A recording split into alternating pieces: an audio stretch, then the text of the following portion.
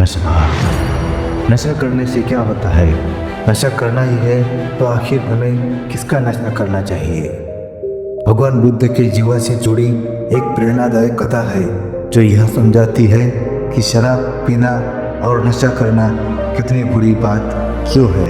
नमस्कार दोस्तों, कैसे हो आप लोग। लाइफ एनर्जी यूट्यूब चैनल में आपका बहुत बहुत स्वागत है। हम आपके लिए बेहतरीन से बेहतरीन मोटिवेशनल कहानियाँ लाते रहते हैं। मेरा आपसे निवेदन है कि कहानी के अंत तक हमारे साथ बने रहना। तो चलिए शुरू करते हैं।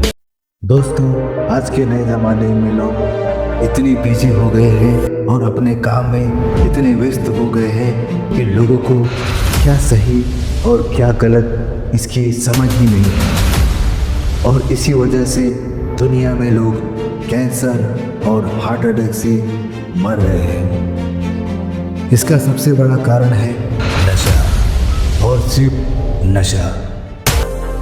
नशा चाहे वो सिगरेट का हो, दारू का हो, या बहुत सारा पैसा कमाने का हो, या कुछ भी कैसा भी बाहर का अनहेल्दी खाना हो। इस नशे में लोग इतने डूब गए हैं कि मौत कब पास आती है पता ही नहीं चलता। खासकर आज की नई युवा पीढ़ी के लोग लड़कों से लेकर लड़कियां तक मॉडर्न ज़माने के नाम पर एक दूसरे को दिखावा और स्टेटस के नाम पर खुद को मौत की चुनौती दे रहे हैं। भारत में लोग हर दिन इतना दारू, तंबाकू, गुटखा और सिगरेट का धुआं छोड़ रहे हैं कि लोग सांस लेना भूल गए हैं। बॉडी में ऑक्सीजन लेवल बहुत कम हो गया है और बीमारी फैल रही है। हाल ही में जब भारत में कोरोना फैला था तब लोगों को सांस लेने में बहुत तकलीफ हो रही थी। कुछ लोगों ने तो उस दौरान योगा और एक्सरसाइज करना चालू किया था, लेकिन लोग फिर कोरोना को भुलाकर हर तरफ धुआं छोड़ रहे हैं। नशा करना बुरी बात है। इससे खुद की सेहत पर और समाज में छोटे बच्चों से लेकर बुजुर्गों तक उसका खराब असर पड़ता है।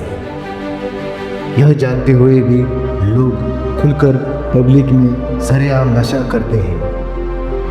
यही नहीं, बड़े बड़े स्टार सेलिब्रिटी भी इसका विज्ञापन में खुलकर प्रचार कर रहे हैं। जब सिगरेट पर लिखा होता है कि यह सेहत के लिए हानिकारक है, इससे कैंसर होता है, फिर भी पढ़े लिखे लोग शौक से उसे अपने स्टाइल में, अपने अंदाज में पी रहे हैं और इस नशे की लत से अपना घर बर्बाद कर रहे हैं। पर वह यह नहीं जानते जब वह नशे में होते हैं तब तक वह बात भूल जाते हैं। जैसे ही उनका नशा उतर जाता है तब वही पुरानी लाइफ शुरू होती है। नशा करने से गम को कभी भी भुलाया नहीं जा सकता। उल्टा मेहनत से कमाया पैसा चला जाता है और अपना ही नुकसान होता है। अधिक नशा करने वालों के घर में हमेशा झगड़ा होता है और उसके घर में कभी शांति नहीं होती। दोस्तों, तो आखिर नशा कैसे छोड़ें, और वो कौन सा नशा है जो करने से हमें एक बेहतरीन ज़िंदगी दे सकती है और हम एक अच्छे इंसान बन सकते हैं। इसीलिए भगवान गौतम बुद्ध ने बहुत अच्छा संदेश दिया है। भगवान बुद्ध के 5 सील हैं, यह तो आपको पता ही होगा। उनमें से एक 5वां सील है सुराय मेरे मज्जु पमादठाना वीरमणि सिक्कापदं समाधिया। आइए हम आपको भगवान बुद्ध की एक कहानी के माध्यम से बताते हैं। एक बार की बात है, भगवान बुद्ध अपने शिष्यों के साथ एक गांव में प्रवास कर रहे थे। वहाँ के लोग बुद्ध की शिक्षाओं से बहुत प्रभावित थे और उनका सम्मान करते थे। लेकिन उसी गांव में एक व्यक्ति था जो शराब पीने का आदी था। वह हर दिन हर वक्त नशे में रहता था। वह बुद्ध की शिक्षाओं को मानने के बजाय उनका उपहास करता था, उनसे लड़ता था। एक दिन वह शराबी व्यक्ति नशे में धुत होकर बुद्ध के पास आया और उठपटांग बातें करने लगा। वह अपशब्द बोलने लगा और उनका अपमान करने लगा, लेकिन बुद्ध शांत चित्त बैठे रहे और उसकी बातों को धैर्यपूर्वक सुनते रहे।